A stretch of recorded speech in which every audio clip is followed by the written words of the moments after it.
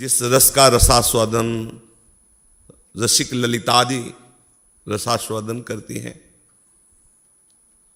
उस सुख को प्रदान करने के लिए ही इस धराधाम में पधारी है।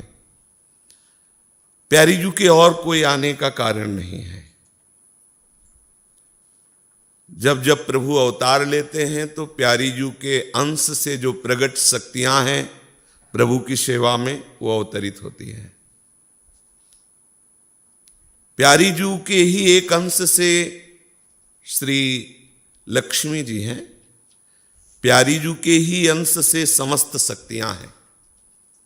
जैसे प्यारे जू के अंश से ही प्रभु के जो विविध अवतार हुए हैं वो हमारे सबके अवतारी निकुंज बिहारी श्री लालजू महाराज से ही है। ऐसे ही जितने भी अवतार में शक्तियां हैं वो सब प्यारी जू के ही अंश की ही मूर्तिमान स्वरूप है। हमारी प्यारी जू अन्यत्र कहीं अवतार नहीं लेती, क्योंकि जब हम अंश वर्णन करते हैं तो अंशी ही अंश के रूप में आता है। इस सिद्धांत के अनुसार ये वर्णन हो जाता है कि जहां जहां भगवान अवतार लेते हैं वहां वहां राधा प्यारी अवतार लेती हैं। जो प्रायः महापुरुषों ने वर्णन किया, स्तवन में भी आता है कि हे आदि पुरुष, आप जहां जहां अवतार लेते हो वहां वहां किशोरी जू अवतार लेती है। मूल बात समझना होगा कि हमारी प्यारी जू इस रस भूमि के बाहर अवतार नहीं लेती है। हमारे प्यारे जू इस रस भूमि से कभी बाहर नहीं जाते हैं। ये रहस्य है, ये गुप्त रीति है, इसे सब कोई नहीं जानता है। सब कोई यही जानते हैं कि जैसे भगवान अवतार लेते हैं तो भगवान की शक्ति राधा है और वो शक्ति अवतार लेती है। पर यहां वृंदावन रजोपसेवी रसिकों की कृपा से बात समझ में आएगी कि जो शक्ति होती है वो शक्तिमान के अधीन होती है। जहां ये होता है कि ये प्रभु है और ये उनकी शक्ति है, तो प्रभु के इशारे पर शक्ति चलती है और करबद्ध आज्ञा पालन के लिए तत्पर रहती है। लेकिन यहां उल्टा है। जैसी हरिवंश प्रताप रूप गुण वैबल श्याम उजागर और जाकी भ्रू विलास बस पसुरियु दिन विथिकित रस सागर। करबद्ध हुए आज्ञा पालन की बाट जो होते रहते हैं। अगर ये शक्ति है और ये शक्तिमान है तो ऐसा कैसे संभव हो सकता है? प्रभु अगर कहीं विवश नजर आते हैं वो है प्रेम। कहीं भी विवश नजर आते हैं, किसी भक्त के सामने, किसी भी उपासक के सामने, कहीं भी, कहीं पूरे इतिहास में, पूरे चरित्रों में हमारे सर्वसमर्थ प्रभु की कहीं विवशता देखी गई है तो वहां प्रेम होगा।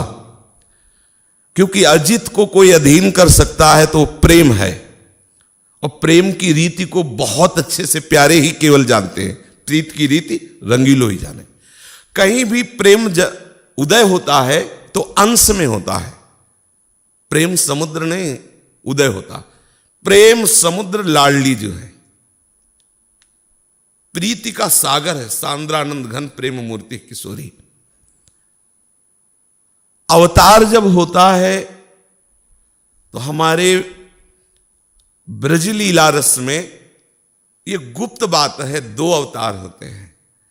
एक तो होता है सीधे निकुंज से प्रेम रस प्रदान करने के लिए प्यारे जू पधारते हैं और प्यारी जू पधारते हैं।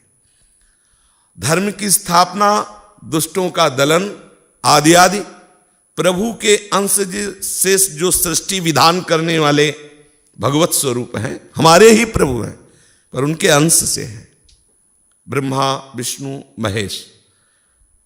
तो जो वसुदेव जी के यहां प्रकट हुए तो चतुर्भुज प्रकट है। कभी कहीं कोई प्रसंग बताना जब नंद जी और यशोदा जी के सामने इन्होंने कभी चतुर्भुज धारण किया?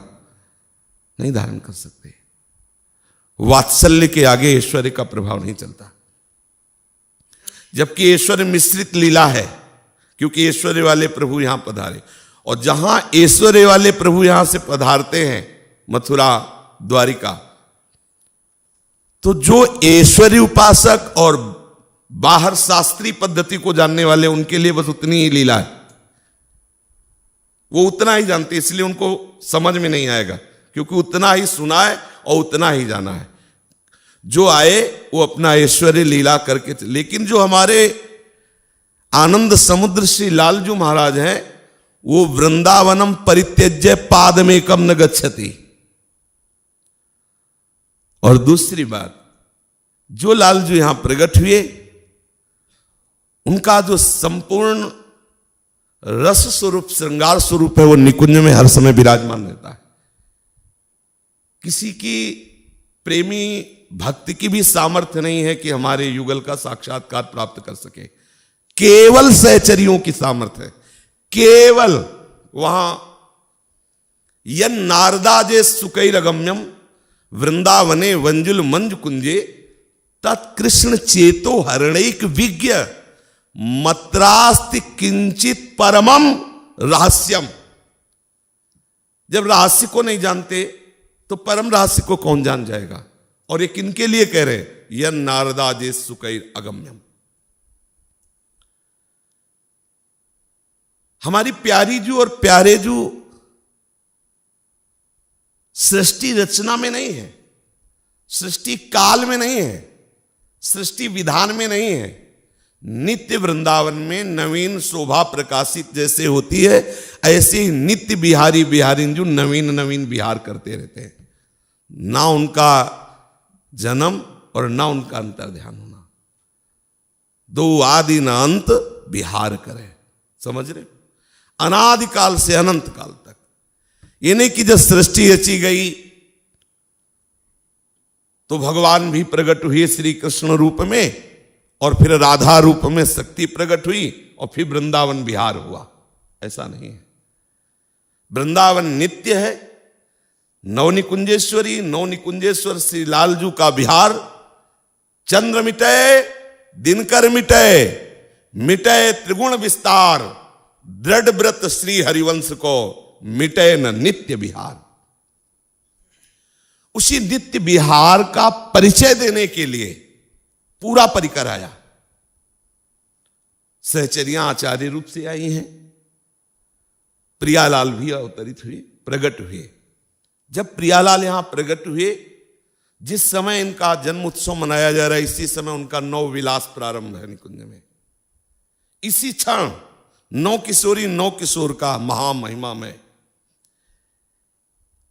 इसीलिए बिना रसिक चरण आसक्ति के इस रस में बड़े बड़े सिद्धों का प्रवेश नहीं, साधकों की तो बात जाने दो, जमुआई आ जाएगी।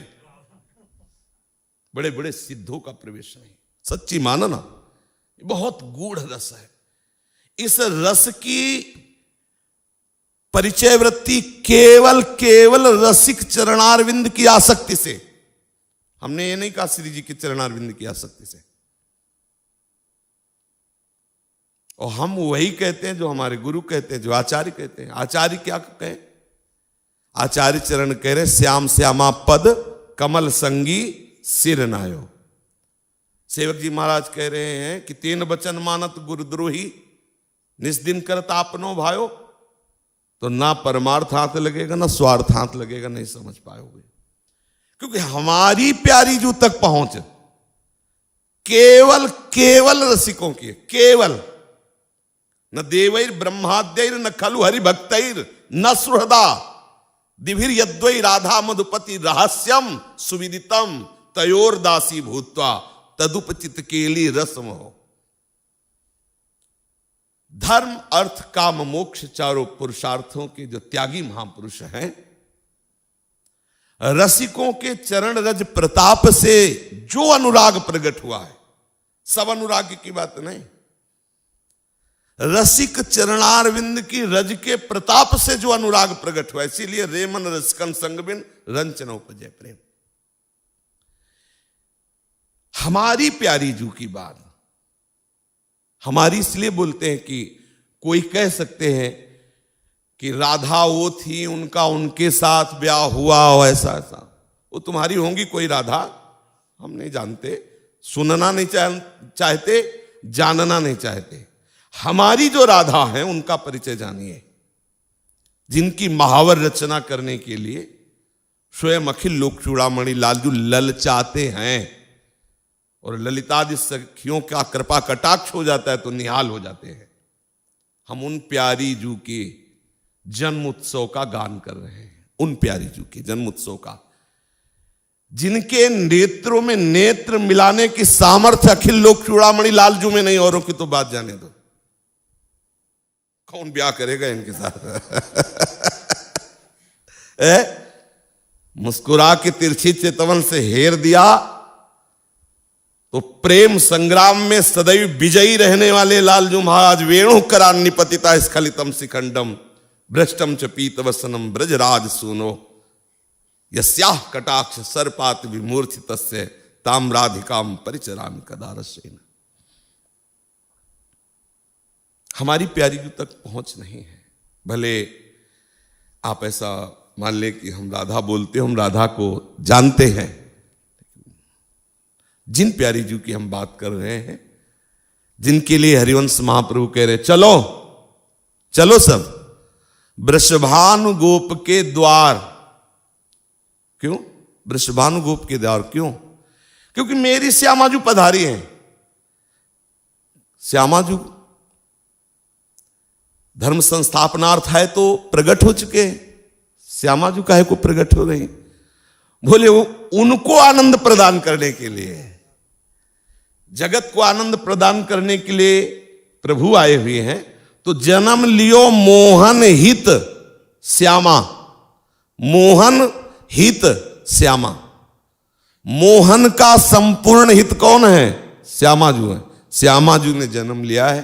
चलो सब वृषभानु गोप के दरवाजे चलो, आज श्यामाजू ने जन्म लिया है। श्यामा नौ किशोरी षोडशी, प्यारे जू की हृदय हार, जो पूर्ण अनुराग रस की मूर्ति है, जिनके श्रीअंग से अनंत बिजलियों की कांति प्रकट होती है। किसी देवता या ईश्वर कोटि का महापुरुष या कोई योगी इतनी सामर्थ्य नहीं रखता कि हमारी राधा किशोरी की तरफ देख सके। अनंत बिजलियों की कांति प्रकट होती है श्री जी के श्रीअंगों से। जब तक राधा चरणारविंद के रसिक का चरणामृत नहीं गया, तब तक वो नेत्रों में सामर्थ्य नहीं कि राधा का साक्षात्कार कर सके। प्रसंग में आगे देवर्षि नारद जी के लिए आता है।